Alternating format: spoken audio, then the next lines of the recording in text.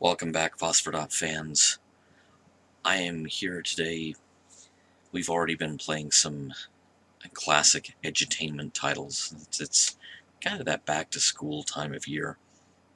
And this one is really one of my all-time favorites. A little number that we call the Halley Project. This game was released by Mindscape in 1985 to kind of cash in on the Halley's Comet craze. And I'm going to be quiet here so you can hear this, because it's kind of impressive for an Apple II.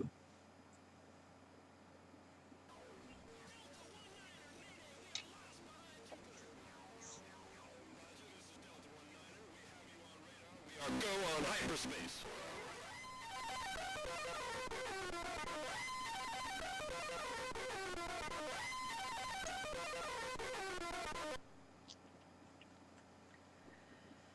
That's actually pretty impressive sound for for the Apple II. I hope you were able to hear that. You've been chosen from all the pilots in the solar system to attempt to qualify for the Halley Project team. If you do indeed qualify, you will be invited to take part in the greatest scientific adventure in history, the Halley Project, the final challenge. Good luck. You'll need it. Neil Buzz Collins. It's like, okay, we're going to take one word from each of the crew members' names of Apollo 11. Starbird First Class. I hope that's a Milton Bradley Starbird. Now, obviously, this being a cracked version, a disk image from the distant past, we are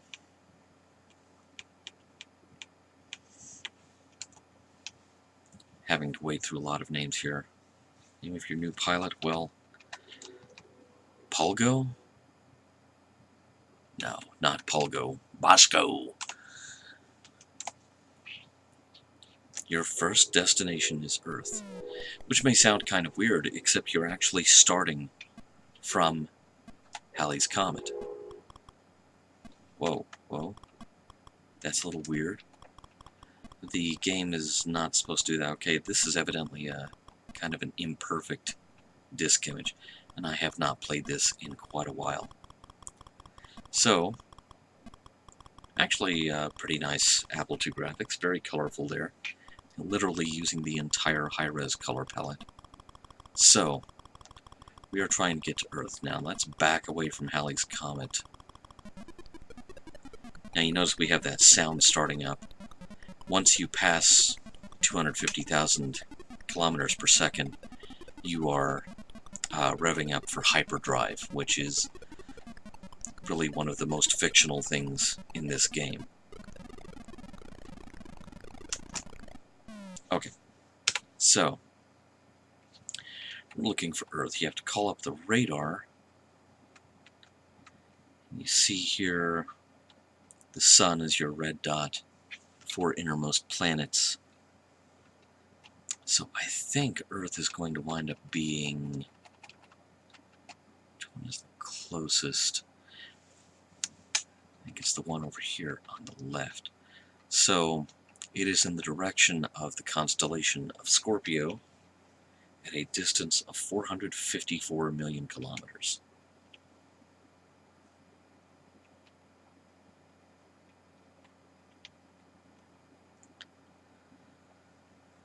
So one of the things the game really aims to teach you, okay, there's the constellation of Taurus. I think that was Taurus, Gemini. I'm having to remember.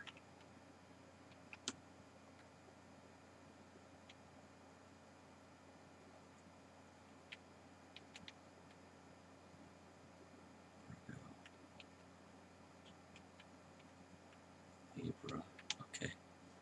I think there's the sun right there. And I'm pretty sure this is the constellation of Scorpius. So 454 million kilometers.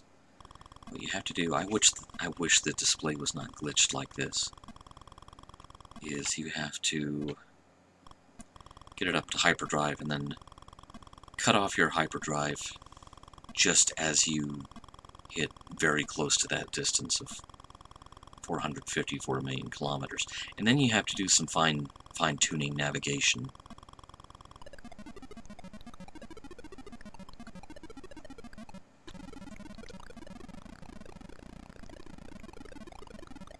I should just, you know, throw in a clip from 2001: A Space Odyssey, Guy in the Pod. Alright. Well, we are very close to a planet. Very close. Okay, I think we, looks like it shifted over here to Libra. You know what? I bet it's going to be one of these objects. So what you have to do now is get your forward motion going again. Aha! It's moving. I see it, that one. More or less in the center. And you have to chase down your planet.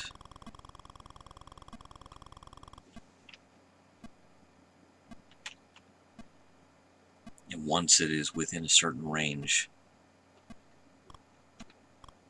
it can be picked up and identified. We'll find out if we came to the right place.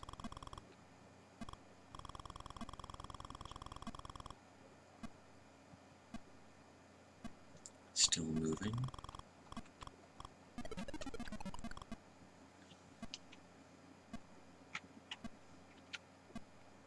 Oh yeah, we're getting close.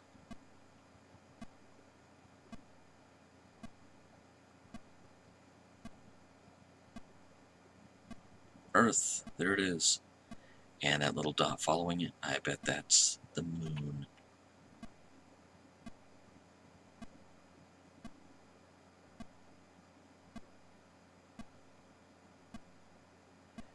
Now it gets tricky here because if you're going pretty fast like I am,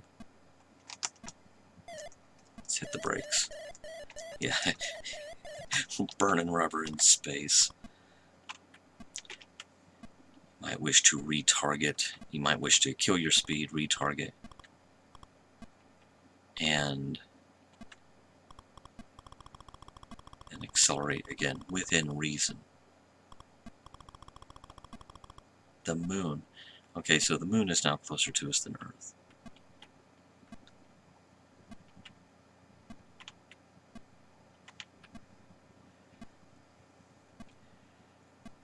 Now, because of the limitation of the Apple II's graphics, obviously the celestial bodies are kind of featureless and blank here, and yet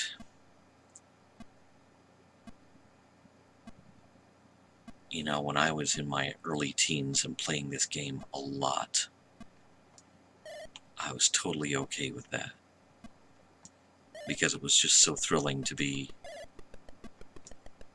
playing this game where you are actually navigating real celestial bodies and, you know, playing a little bit with some real orbital mechanics, however oversimplified they may have been.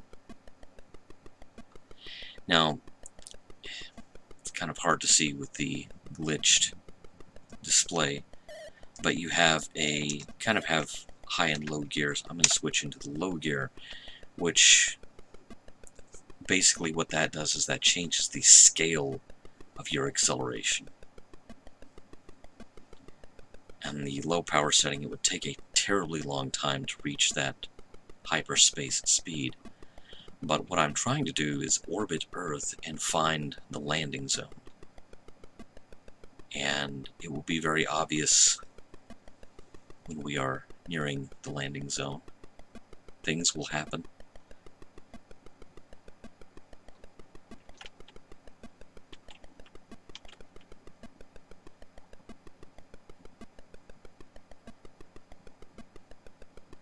I did spend an awful lot of time playing this when I was younger. Sometimes you have to re-aim for the very edge of the planet and then kind of accelerate past / around it to get into your orbit.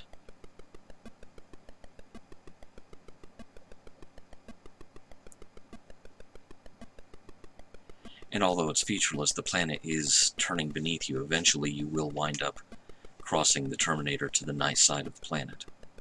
Eventually. It is also possible to crash into various celestial bodies, up to and including the Sun.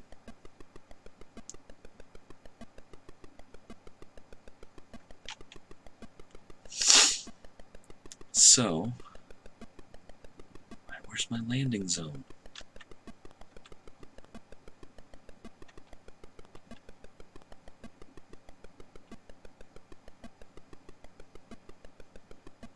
I mean, I can just land anywhere on Earth, right? Actually, no.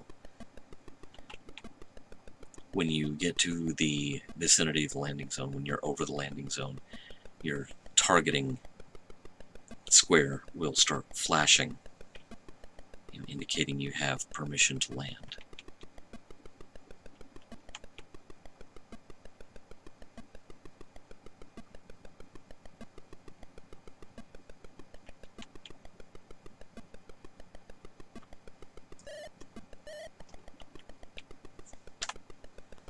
Sometimes you really have to hunt for it. Sometimes it is at a specific altitude, and you can actually wind up too close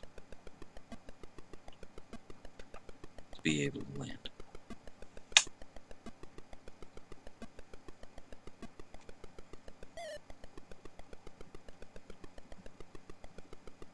Pan across, just kind of fills the screen.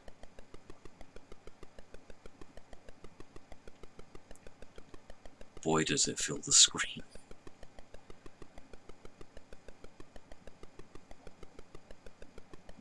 Okay, so I think we are on the full daylight side of it there.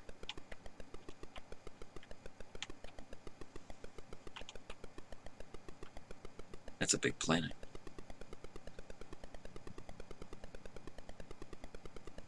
When you manage to land on the planet, the Sun, your friendly local star. When you do manage to land on a planet, it will show you a little scene based on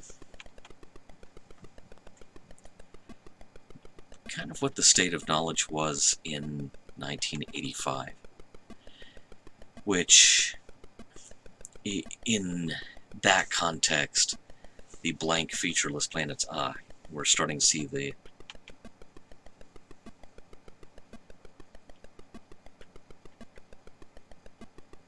we're starting to cross over to the nice side of the Earth. And it's trying to leave me.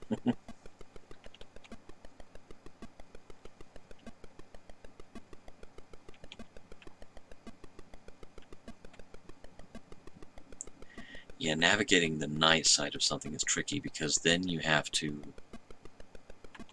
get to where you can see it, letting the stars come out from behind it.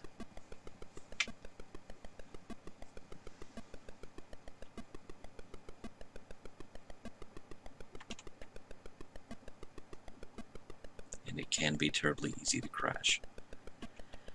Anyway, the featureless planets and moons are kind of a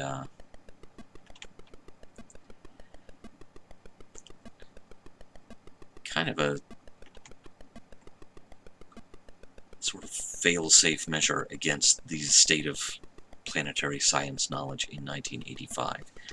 You have to keep in mind we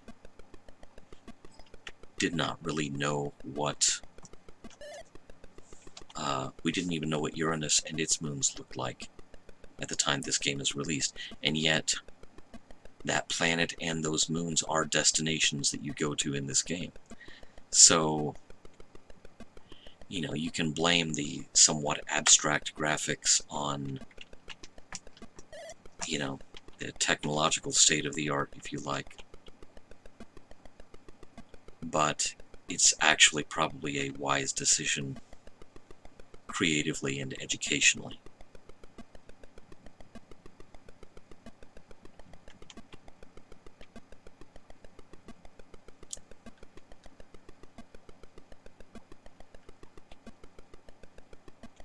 the guy have to do to land on this planet? I mean, this is taking me an awfully long time.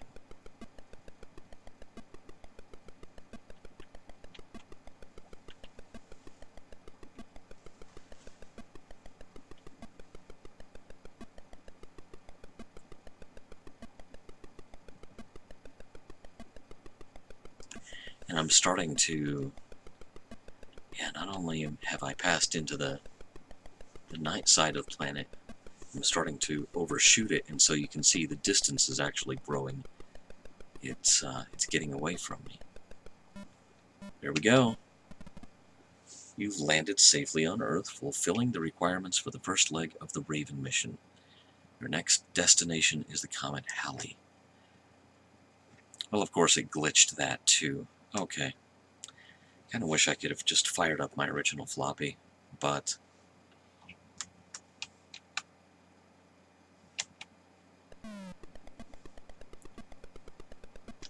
okay. Let's stop and get our bearings.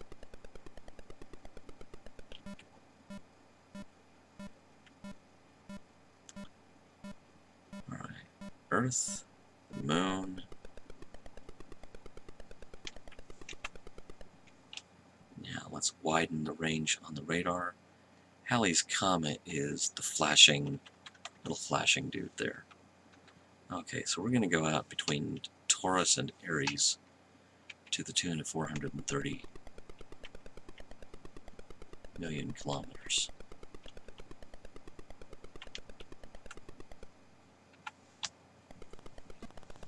Alright, Earth. Bye-bye. We're out of here.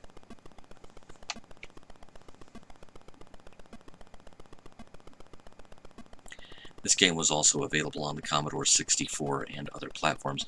I believe there's an Amiga version as well. I have seen someone on Twitter post screenshots from that. It would be interesting to see what this game would look like with the greater graphics power afforded by the Amiga. Oh, I forgot I'm in low gear. Okay. Yeah, let's put the pedal to the metal here. Wondered why it was taking so long for me to get up to hyperspeed, and that would be why.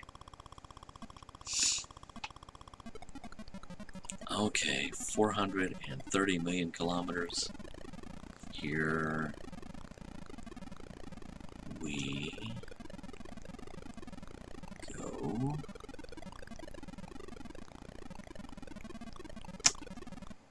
All right.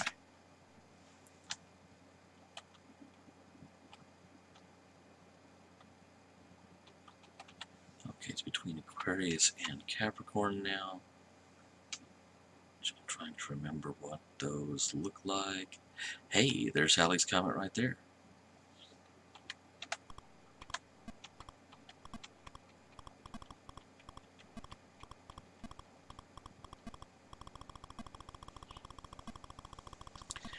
Halley's Comet serves as the base that you go back to upon mission completion throughout the game.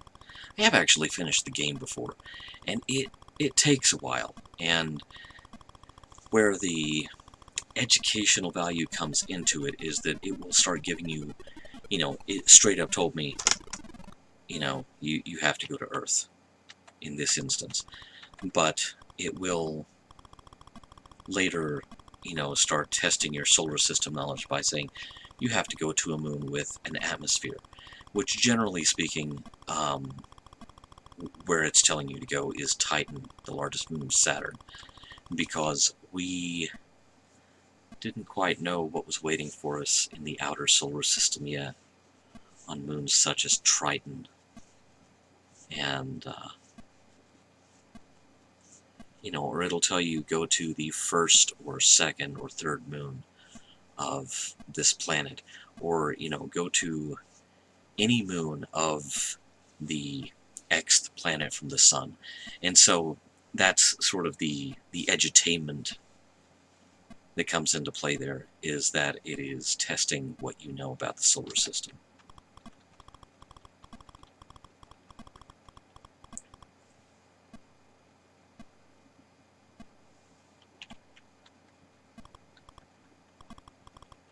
forget if there's a landing zone on Halley or if I just fly into it.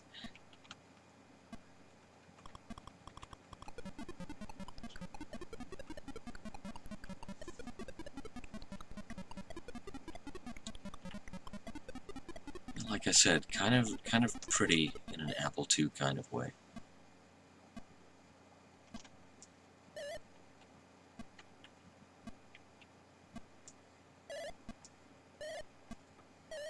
Oh, the graphics glitched. Whoa, funky.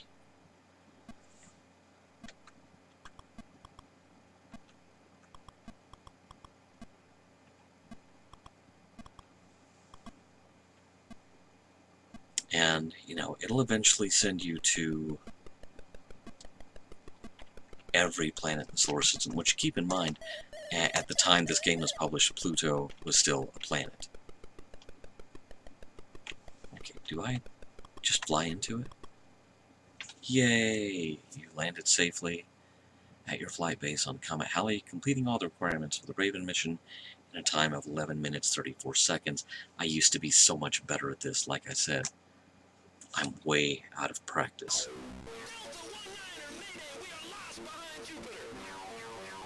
Roger, this is Delta 19er. We have you on radar. We are go on hyperspace.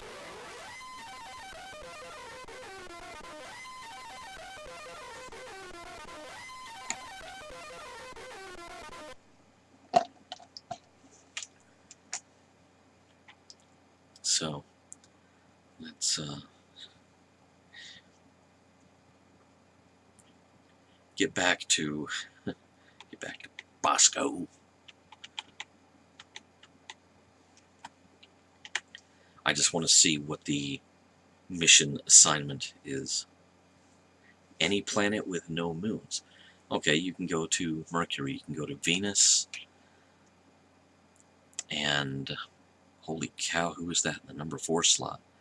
Yeah, this disk image is seriously fudged. Anyway, there you have it, the Halley Project from 1985, a tremendous old favorite, very near and dear to my heart. Spent so much time with this game because, you know, it was just, there's no shooting, there's no enemy, time is your enemy, basically. It's just a pure space exploration game, and I was so into that then, and still into it now.